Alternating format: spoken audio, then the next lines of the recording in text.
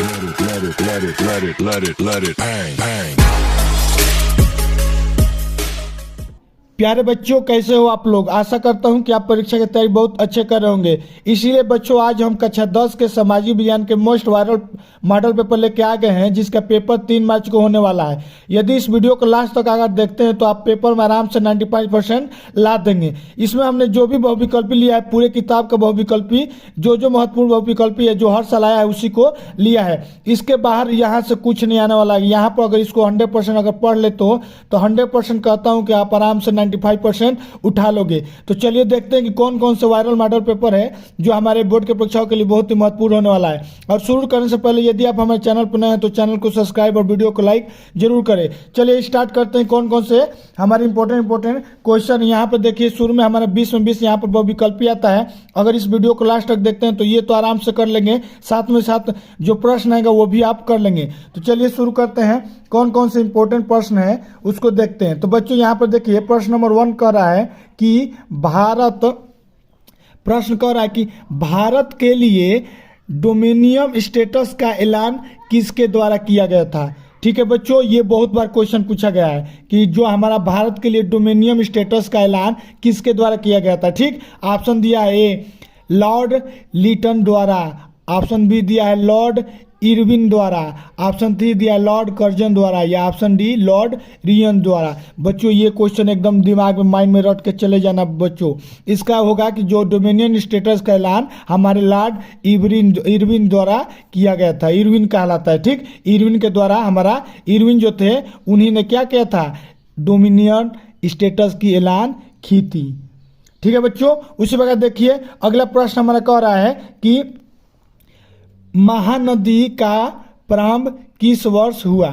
महामंदी है, महानदी नहीं, महामंदी का प्रारंभ किस वर्ष हुआ। ऑप्शन दिया है 1990, 1924, 1929 और 1934। तो बच्चों जो हमारा महामंदी जो प्रारंभ हुआ था 1929 में स्टार्ट हुआ था, यानी ऑप्शन नंबर हमारा क्या हो जाएगा, ग सही हो जाएगा। ठीक है बच्चों, उस वक्त देखिए अगला प्रश्न कह रहा है कि लाल पीली मिट्टी पाई जाती है। ये बहुत इंपॉर्टेंट क्वेश्चन है बच्चों। मिट्टी से फिक्स है कि कल आएगा, नहीं आएगा तो कहना। देखिए वो 2 मार्च को फिक्स है कि ये आने वाला है। तो कह रहा है कि लाल पीली मिट्टी कहाँ पाई जाती है। तो लाल पीली मिट्टी कहाँ पाई जाती है, ढक्कन के पठार में, या मालवा प्रदेश में, या ब्रह्मपुत्र घाटी पे, या थार रेगिस्तान में। तो बच्चों जो हमारी लाल मिट्टी पाई जाती है वो ढक्कन के पठार में पाई जाती है, यानी ऑप्शन नंबर हमारा क्या हो जाएगा, क सही हो जाएगा। ठीक है बच्चों, यदि वीडियो अच्छा लग रहा है तो वीडियो को लाइक और चैनल को सब्सक्राइब करते रहो। ठीक है बच्चों, और कमेंट में बताते रहो, हम प्रश्न बोलना हो जिसका आंसर जिसको पता है कमेंट करके बताए कि हाँ सर इसको हमारा आंसर पता है। ठीक, यहाँ पर देखिए प्रश्न कह रहा है कि सलाल बांध किस नदी पर बना है। ये बच्चों हमने आपको बताया था, एक वीडियो हमने आपको बनाया था सलाल बांध। ये बहुत ही इंपॉर्टेंट वीडियो है, ये पक्का कल आने वाला है। बांध से रिलेटेड हमारा फिक्स है कि आता है। ये छोड़िए ना, ये बांध से पूछेगा कि कहाँ स्थित है।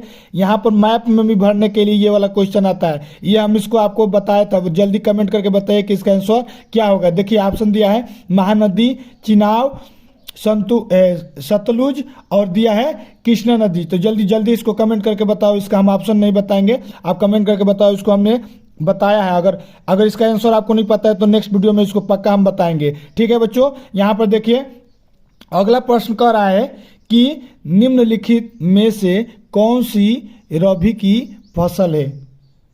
तो बच्चों यहाँ पर दिया है धान है, बाजरा है, गेहूं है, या मक्का है। तो बच्चों किसका कह रहा है, रबी कह रहा है। रबी मतलब कि ठंडी में जो हमारी खेती होती है, जनवरी फरवरी नवंबर दिसंबर, उसी को हम लोग क्या कहते हैं, रबी वाली फसल कहते हैं। तो रबी फसल में बताइए धान इस समय बोया गया नहीं ना बोया गया, बाजरा नहीं होता है, मेन हमारे इस समय क्या होता है, गेहूँ होता है, यानी हमारे आंसर क्या हो जाएगा, गेहूँ हो जाएगा। ऑप्शन नंबर ग सही हो जाएगा, यानी सी सही हो जाएगा। ठीक है बच्चों, अगला प्रश्न देखते हैं।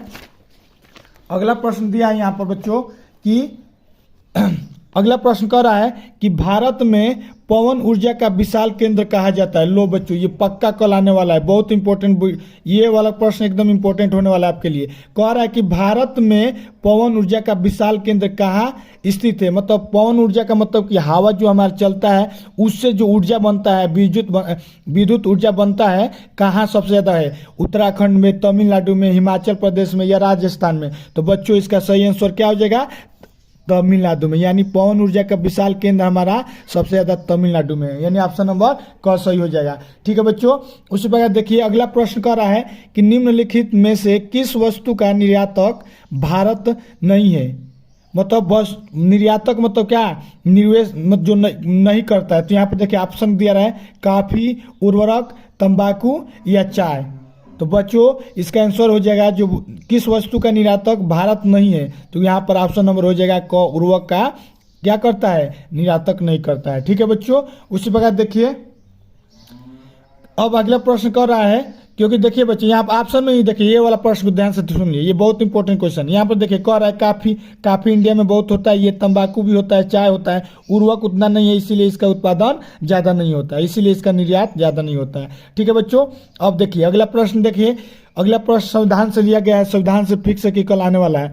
देखिए कह रहा है कि संविधान में उल्लिखित 3 सूचियों में से निम्नलिखित में से कौन सा विषय समवर्ती सूची में शामिल है। हमारा समवर्ती सूची से बहुत बार पूछे जाने वाले प्रश्न है। तो यहाँ पर देखिए समवर्ती सूची में ऑप्शन दिया है शिक्षा, कृषि, पुलिस, रक्षा। तो बच्चों समवर्ती सूची में हमारा रक्षा हमारा क्या है, शामिल है। ठीक है बच्चों, उसी प्रकार देखिए अगला प्रश्न कह रहा है कि अमेरिका सामाजिक विभाजन के कारण कौन थे।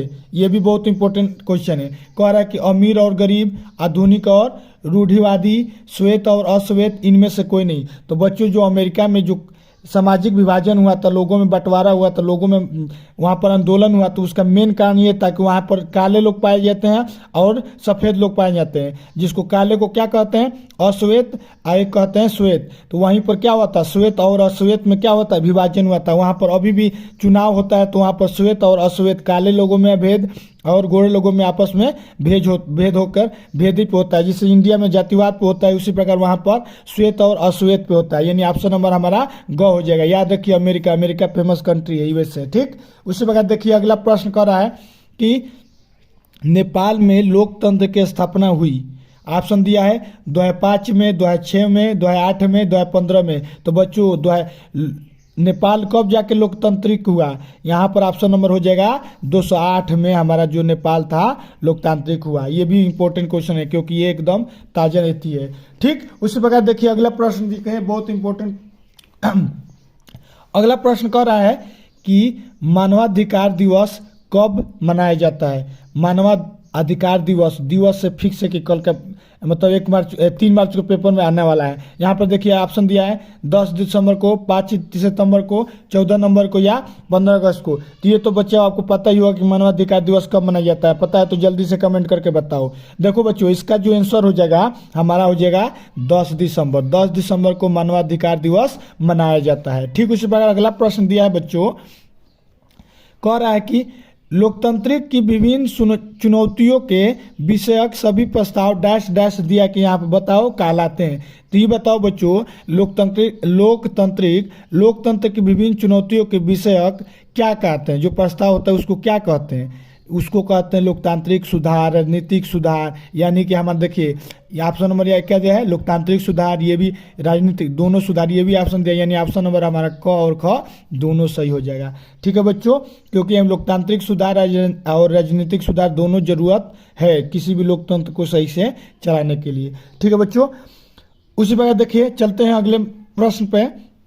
अगला प्रश्न कह रहा है कि निम्नलिखित देशों में से किस देश का मानव विकास सूचकांक 2016 के अनुसार भारत से अधिक ऊंचा स्थान है। श्रीलंका है, बांग्लादेश है, पाकिस्तान है, नेपाल है। देखिए सबसे प्रश्न कर रहा है कि मानव विकास सूचकांक जो होता है हमारे ह्यूमन इंडेक्स डेवलपमेंट हर साल जो है यहाँ पर 2016 दिया है ये हम, लेकिन यहाँ पर पूछेगा 2023 से पूछ देगा, 2022 से पूछ देगा, इसके जवाब पे 2016 के जवाब पे 2023 पूछ देगा।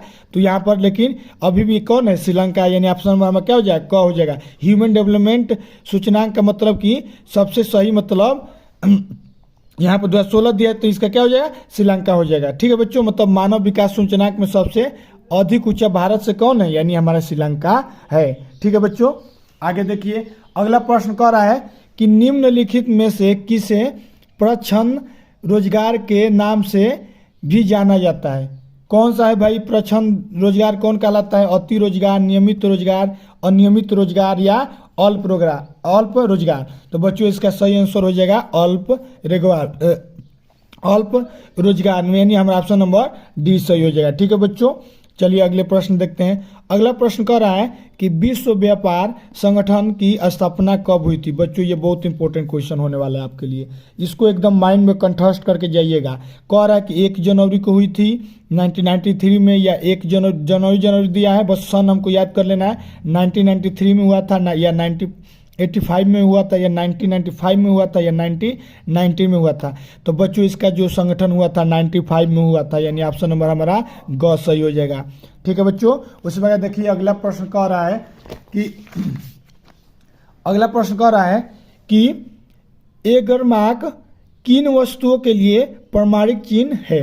जो एगर मार्क होता है किन वस्तुओं के लिए प्रमाणिक चिन्ह है? किसका होता है? उत्पादित सामान के लिए होता है, या स्वर्ण या चांदी के लिए जो हम चिन्ह लगाते हैं उसका मेन उसका प्रतीक क्या है? उत्पादित मशीन है या खाद्य पदार्थ है? तो बच्चों यहाँ पर देखिए ये जो क्वेश्चन है एगर मार्क फिक्स की आने वाला है, यहाँ पर इसका मतलब किसी न किसी सेट में ये वाला आने वाला है, इसको ध्यान से माइंड करके जाओ। तो इसका सही आंसर क्या हो जाएगा? जो एगर मार्क होता है हमारा खाद्य सामग्री से संबंधित है, यानी हमारा ऑप्शन नंबर डी सही हो जाएगा। ठीक है बच्चों, आगे देखिए इटली वाला, इटली से तो फिक्स क्या आने वाला है? क्या कह रहा है कि इटली का एकीकरण किसके नेतृत्व में किया गया था? ऑप्शन दिया है ज्यूसेप्पे गैरिबाल्डी के द्वारा, ऑटो वन बिस्मार्क के द्वारा, नेपोलियन के द्वारा, या विलियम प्रथम के द्वारा। तो बच्चों याद रखिए बाल्डी, यहाँ गैरिबाल्डी दिख रहा है ना, ज्यूसेप्पे गैरिबाल्डी, वही क्या किया था? वहाँ का नेतृत्व किया था। कहाँ का? इटली का। तो ऑप्शन नंबर हमारा ए बी, इसका मतलब ए सही हो जाएगा, कौन नंबर। ठीक है बच्चों, अगला देखिए प्रश्न कह रहा है कि सुरक्षा परिषद के अस्थायी सदस्यों की संख्या होती है 10, 11, 5 या 9? बच्चों जो हमारा सुरक्षा परिषद है उसमें हमारे टोटल कितने हैं? क्या सदस्यों की संख्या, अस्थायी सदस्यों की संख्या, तो हमारे उसमें कितना है? टोटल 10 है। याद रखिएगा ये बच्चों, परिषद से फिक्स है कि ये क्वेश्चन आने वाला है। ठीक है बच्चों, अगला प्रश्न देखिए, ये प्रश्न बहुत ही इंपॉर्टेंट होने वाला है। देखिए कह रहा है कि भारत की तीनों सेनाओं का सर्वोच्च कमांडर होता है। ऑप्शन दिया है राष्ट्रपति, प्रधानमंत्री, जनरल, एयर चीफ कमांड। तो बच्चों इसका सही आंसर क्या हो जाएगा? राष्ट्रपति। ठीक है बच्चों, अब आगे देखिए अगला प्रश्न कह रहा है कि भारतीय गणराज्य में प्रदेशों की संख्या है कितनी है? 35 है, 27 है, 28 है, या 32 है? तो बच्चों हमारा जो अब भारतीय गणराज्य में जो प्रदेशों की प्रदेश पूछ रहा है कि प्रदेशों की संख्या कितनी है, तो बच्चों ये बताओ कितना है? इसको इतना तो आपको पता ही है, कमेंट करके जल्दी बताओ कि अभी हमारे फिलहाल में हमारे पूरे भारत में प्रदेशों की संख्या कितनी है। और ये भी कमेंट करके बताओ बच्चों कि हमारे यूनियन टेरिटरी कितने हैं। ठीक है बच्चों, यूनियन टेरिटरी कितने हैं और हमारे स्टेट कितने हैं, कमेंट करके जल्दी कमेंट बॉक्स में बताओ। ठीक, तो बच्चों अगर वीडियो आपको अच्छा लगा है तो वीडियो को लाइक और चैनल को सब्सक्राइब जरूर करो। मिलते हैं नेक्स्ट वीडियो में, और भी इसके मॉडल पेपर जो महत्वपूर्ण है उसको सॉल्व करेंगे। तब तक के लिए जय हिंद, जय Bharat. Let it bang, bang.